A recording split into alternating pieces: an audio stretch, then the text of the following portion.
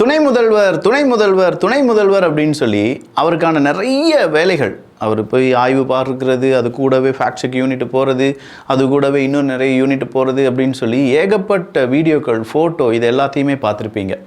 இவ்வளோ நாள் இந்த துணை முதல்வர் அப்படிங்கிற ஒரு ஜாப் இல்லாட்டி அந்த ஒரு பொசிஷன் எங்கே இருந்துச்சு அப்படிங்கிறது தெரியாமல் இருந்துச்சு. பட் மழை வந்ததுமே உதயநிதி ஸ்டாலின் அவர்கள் உள்ளே வந்து விட்டார் அப்படிங்கிற போது ஏகப்பட்ட மீடியாக்கள் அவரை கவர் பண்ணுறாங்க. பட் சோஷியல் மீடியாவில் எப்படி தெரியுமா பேசிக்கிறாங்க, துணை முதல்வர் ஒன்று ஸ்க்ரோல் பண்ணிட்டு இருந்தார், திடீர்னு ஏதோ கைப்பட்டு ஒன்று லைக் ஆயிடுச்சு, அது ரீபோஸ்ட் ஆயிடுச்சு, அதை மறைப்பதற்காக தான் துணை முதல்வர்னு சொல்லி அதிகமான போஸ்ட்டை கிரியேட் பண்ணிட்டு இருக்காங்கப்பா அப்படின்னு சொல்கிறாங்க. நீங்கள் எப்படிப்பா இதெல்லாம் ஃபேக்கு, எங்கள் துணை முதல்வர் அப்படிலாம் கைப்படலை அப்படின்னு சொல்கிறவங்க, இன்னைக்கு தாவேகா எல்லாரும் நீங்கள் தானே, தாவேகா தொண்டர்கள் தானே செஞ்சீங்க, உங்களுடைய தலைவர்களுடைய அந்த நிலைமை என்ன தெரியுமா அப்படின்னு சொல்லி இன்டர்நேஷ்னல் லெவலுக்கு போயிட்டாங்க. அது என்ன அப்படிங்கிறதெல்லாம் இந்த ஒரு பதிவில் பார்க்க போகிறோம். இது ஆழமான அரசியல் சதுரங்கம்.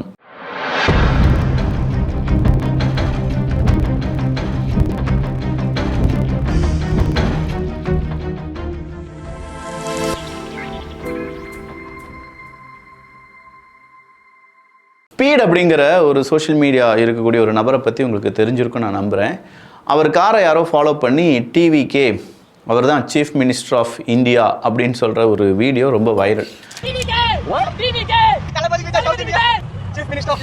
யாரால் இது வைரலாக்கப்பட்டது அப்படின்னு பார்த்தீங்கன்னா வேறு யாருமே கிடையாது, நம்ம திமுகவினுடைய நெல்சன் அவர்கள், அட்வொகேட் அவர்கள் இருக்காங்களா, அவங்க, முக்கியமான ஐடி விங் நிர்வாகிகள், உடன்பிறப்புகள் எல்லாருமே இதை டேக் பண்ணி, பார்த்தியா தாவேகாவினுடைய நிலைமையை பார்த்தியா, இந்த தற்கொலை கூட்டத்தை பார்த்தியா, அப்படி இப்படின்னு சொல்லி ஏகப்பட்ட பேர் ஷேர் பண்ணியிருந்தாங்க.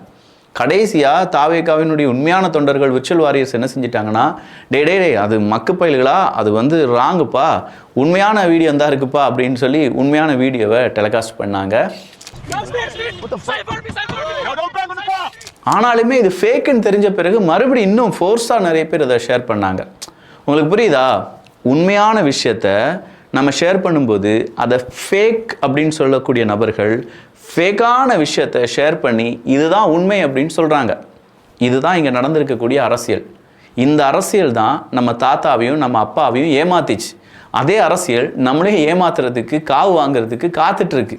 உண்மையான விஷயங்கள் நடந்ததை நம்ம ஷேர் பண்ணோம்னா அது ஃபேக் அப்படின்னு சொன்னவங்க பொய்யான விஷயத்தை ஷேர் பண்ணி இதுதான் உண்மை அப்படின்னு சொல்லி நம்புங்கடா, 2 பேர் இல்லை, நாங்கள் 20 பேர் இருக்கோம், 200 பேர் இருக்கோம், 200 ரூபாய் வாங்கியிருக்கோம், நாங்கள் இதை ஷேர் பண்ணுவோன்னு சொல்லி அந்த பொய்யான விஷயத்தை ஷேர் பண்ணி உண்மையாக மாற்றக்கூடிய அந்த வேலைகளில் ஈடுபட்டு இருக்காங்க. மக்களாகிய நாம் 200 பேர் வந்தாலும் சரி, 200 ரூபாய்க்கு வந்தாலும் சரி, டோட்டலாக உண்மை எது பொய் எது அப்படிங்கிறத கண்டுபிடிக்கக்கூடிய அந்த புத்தி கூர்மையுடன் நம்ம இருக்க வேண்டும். அப்படி இல்லையா அவங்களுடைய மாயாஜால வலையில் நாமும் சிக்கிக்கொள்வோம் என்பது குறிப்பிடத்தக்கது. பொதுப்பணித்துறையில் ஒரு அயோக்கியம் இருக்கான் அப்படின்னு சொல்லி யாராவது சொல்ல முடியுமா? ஏவா வேலூர்களையா சொன்னீங்க ஐயா செல்வப்பிறந்தகை அவர்களே அப்படிங்கிற ஒரு கேள்வி வருதுங்க. எங்கள் செம்பரம்பாக்கம் நீங்கள் அணையை திறந்து விடுவதற்கு முன்னாடி என்றெல்லாம் கேட்க மாட்டிங்களா? அப்போ நாங்களாம் எம்எல்ஏ எம்பியாக இருந்து என்ன பிரயோஜனம்? நீங்களே பொதுப்பணித்துறையில் இருக்கக்கூடிய அதிகாரிகள் நீங்களே முடிவு எடுத்துட்டீங்கன்னா மக்களுக்கான நல்லதெல்லாம் நீங்களே செஞ்சிருவீங்களா? நீங்களே அரசியல்வாதியாக மாறிடுவீங்களா அப்படின்னு சொல்லி செல்வப்பிறந்தகை அவர்கள் கேட்ட கேள்வி இன்னைக்கு பயங்கரமான வைரல். செல்வப்பிறந்தகை அவர்களா இப்படி கேட்டது? ஏங்க இந்த பொதுப்பணித்துறையில் ஒரு அயோக்கியன் இருக்கார் அப்படின்னு சொன்னீங்களா, அது யாருங்க அப்படிங்கிற கேள்வி இன்னைக்கு உருவாகி இருக்கிறது. காங்கிரஸ் மற்றும் திமுக கூட்டணி இடையே பெரிய விரிசல் ஏற்பட்டிருக்கு அப்படின்னு சொல்லி நம்ம பார்த்தோம். அந்த விரிசல் இவ்வளவு பெருசாக இருக்கும் அப்படின்னு சொல்லி நம்ம எதிர்பார்க்கல. செல்வப்பிறந்தகை அவர்கள் இப்போது இப்படி கேட்டிருப்பது கண்டிப்பாக திமுகவினுடைய தலைமையை கொஞ்சம் அசைத்து பார்க்கும். என்ன முடிவுகள் வரப்போகுது அப்படிங்கிறதெல்லாம் பொறுத்திருந்து பார்க்கலாம். அடுத்ததா, சாதாரண ஒரு நாள் மழைக்கே தத்தளிக்கும் சென்னை, ஆண்டுதோறும் வசனமும் மாறவில்லை, காட்சியும் மாறவில்லை அப்படின்னு சொல்லி அதிமுக ஐடிவி இன்னைக்கு ஒரு வீடியோவை டெலிகாஸ்ட் பண்ணியிருக்காங்க. சென்னை மாநகரத்தை பொறுத்த வரைக்கும் 20 சென்டிமீட்டர் மழை வந்தாலும் தாங்கக்கூடிய வல்லமை நாங்கள் மாற்றிவிட்டோம் அப்படின்னு சொல்லி 2023 நம்ம மா சுப்பிரமணியம் அவர்கள் சொல்லியிருக்காங்க. இப்போ 2025 மறுபடியும் அதே டைலாக சொல்லியிருக்கார், 20 சென்டிமீட்டர் மழை வந்தாலும் அப்படின்னு சொல்லி. அந்த 2 வீடியோ நீங்கள் பார்த்துருங்க. ஒரே நாளில் 20 சென்டிமீட்டர் மழை வந்தாலும் கூட அதை தாங்கும் அளவுக்கான சக்தி சென்னை மாநகர சாலைகளும் சென்னை மாநகரின் மழைநீர் வடிகால் அமைப்புகளும் பெற்றிருக்கிறது. ஒரே நேரத்தில் 20 சென்டிமீட்டர் மழை பொழிவை கூட தாங்கும் அளவுக்கான கட்டமைப்பை சென்னை மாநகராட்சி இன்றைக்கு பெற்றிருக்கிறது. இந்த 2 வீடியோ பிறகு அந்த அதிமுகவினுடைய ஐடி விங் அந்த சோஷியல் மீடியா ஹேண்ட்லர்ஸ் எந்த வீடியோ அப்லோட் பண்ணி விட்டுருக்காங்கன்னா, இப்போ சென்னையில் எவ்வளோ மழை பெய்து இருக்கிறது, அதற்கான தண்ணீர் எங்கெல்லாம் தேங்கி நிற்கிறது, இந்த 20 சென்டிமீட்டர் மழை வந்தாலும் தாங்கும் அப்படின்னு சொன்னீங்களே, அங்கே வாங்க அப்படின்னு சொல்கிற அளவுக்கு அதிமுகவினுடைய ஐடி விங் சார்பாக இருக்கக்கூடிய அந்த ட்விட்டர் ஹேண்ட்லேருந்து ஏகப்பட்ட வீடியோக்கள் அப்படிங்கிறது டெலிகாஸ்ட் ஆகிட்டு இருக்கு. மக்கள், சென்னை மக்கள், ஆளும் அரசாங்கம் சொல்கிறாங்க ஒரு துளி தண்ணி கூட நிற்கலை அப்படின்னு சொல்லி. அப்போ சென்னை மக்களில், சென்னையில் நீங்கள் இருக்கீங்கன்னா உண்மையிலேயே ஒரு துளி தண்ணி கூட நிற்கலை, ரோட்டில் நிற்கலை அப்படிங்கிறவங்களாம் கீழே கருத்துக்கள் பதிவு பண்ணுங்கள். இல்லைப்பா எங்கள் ஊர்லலாம் ஏகப்பட்ட தண்ணி இருக்குது, வேணா வந்து பாரியா அப்படின்னு சொல்கிறவங்க தயவு செஞ்சு உங்களுடைய கருத்துக்களையும் பதிவு பண்ணுங்கள். நீங்கள் 2 பேரும் பதிவு செய்யக்கூடிய கருத்துக்களில் யாருடைய கருத்து ரொம்ப அதிகமாக இருக்கோ அதை மக்கள் பார்த்து கொண்டு இருப்பார்கள். ஸோ நாங்கள் வீண் அஜெண்டாவில் சிக்காமல் உண்மையை புரிந்து கொள்வோம். அதற்கு உங்களுடைய கருத்துக்கள் தான் எங்களுக்கு இங்கே மிகப்பெரிய உந்து சக்தியாக இருக்க போகுது. ஏன்னா செறிவூட்டப்பட்ட அரிசிக்கு ஒன்றிய அரசு அனுமதி தரல, அதுக்கு அனுமதி நீ வாங்கி கொடுங்க, கூட்டணியில் இருக்கிறீங்க. செறிவூட்டப்பட்ட அரிசிக்கு இன்னும் அனுமதி சென்ட்ரல் கவர்மெண்ட் தரலப்பா. அப்படி அனுமதி தந்துட்டாங்கன்னா நாங்கள் சீக்கிரமாக இங்கே இருக்கக்கூடிய நெல்லெல்லாம் என்ன செஞ்சிடறோம், அப்படியே அரிசியாக மாற்றிடுறோம் அப்படின்னு சொல்ற ஒரு செய்தியை சட்டமன்றத்தில் திமுகவினுடைய உணவுத்துறை அமைச்சர் சக்கரபாணி அவர்கள் தெரிவித்திருந்தார். ஆனா இன்னைக்கு அதை எடப்பாடி பழனிசாமி அவர்கள் உடைத்திருக்கிறார். 18ஆம் தேதியே மத்திய அரசு அனுமதி கொடுத்து விட்டது செறிவூட்டப்பட்ட அரிசி மிக்ஸ் பண்ணலாட்டு. அப்படி இருக்கும்போது அது கூட தெரியாம பதில் சொல்றாரு சட்டமன்றத்திலேயே. ஆகஸ்ட் 18ஆம் தேதியே சென்ட்ரல் கவர்மெண்ட் அதுக்கான அனுமதியை தந்துட்டாங்க. இன்னும் அனுமதி தரலன்னு சொல்லி உருட்டிட்டு இருக்கீங்களே, இதுதான் திமுகவினுடைய உருட்டுக்கடை அல்வா அப்படிங்கிறத மறுபடியும் அவர் பறைசாற்றி இருக்கிறார். அதே மாதிரி இன்னைக்கு எடப்பாடி பழனிசாமி அவர்கள் செய்ததை கண்டிப்பா திமுக கொஞ்சமும் எதிர்பார்த்திருக்க மாட்டாங்க. டெல்டா மாவட்டங்களில் நிறைய இடங்களில் கிட்டத்தட்ட ஒரு 28க்கும் அதிகமான இடங்களில் இறங்கி அங்கே நெற்பயிர்கள் எல்லாமே முளைவிட்ட பயிராக மாறி சரியாக நெல் கொள்முதல் செய்யப்படவில்லை அப்படிங்கிற உண்மையை எல்லா மீடியாவுக்கும் வெளிச்சம் போட்டு காண்பித்து விட்டார் எடப்பாடி பழனிசாமி அவர்கள். அப்போ இந்த நெற்கதிர்கள் எல்லாத்தையுமே சரியாக அவங்க கொள்முதல் பண்ணியிருந்தாங்கன்னா விவசாயிகள் இந்த அளவுக்கு கண்ணீர் சிந்திருக்க மாட்டாங்க. இது சாதாரண தீபாவளி கிடையாது, இது விவசாயிகளை பொறுத்த வரைக்கும் கண்ணீர் தீபாவளி அப்படின்னு சொன்ன அவருடைய அந்த பேச்சு இன்னைக்கு டெல்டா மாவட்டம் முழுவதுமாகவே பேசப்பட்டு வருகிறது. இந்த டெல்டா மாவட்டங்கள் அப்படின்னு சொல்லும்போது திமுகவுக்கு டெல்டா மாவட்டங்கள் சிம்ம சொப்பனமாக மாறிவிட்டது என்றும், டெல்டா மாவட்டங்கள் முழுவதுமாகவே அதிமுகவினுடைய கை ஓங்கிவிட்டதாகவும் செய்திகள் வெளியாகி இருக்கின்றன. இது கூடவே அடுத்ததாக வந்திருக்கக்கூடிய இன்னொரு செய்தி என்னன்னா, ஒரு ஹாஸ்பிட்டல் குழந்தைக்கு காய்ச்சல் கொதிக்குதுங்க, இது டாக்டர் எழுதி கொடுத்த மருந்து சீட்டு தான், திரும்ப 5 மாடி ஏறி போய் வாங்க சொல்றீங்களே நியாயமா?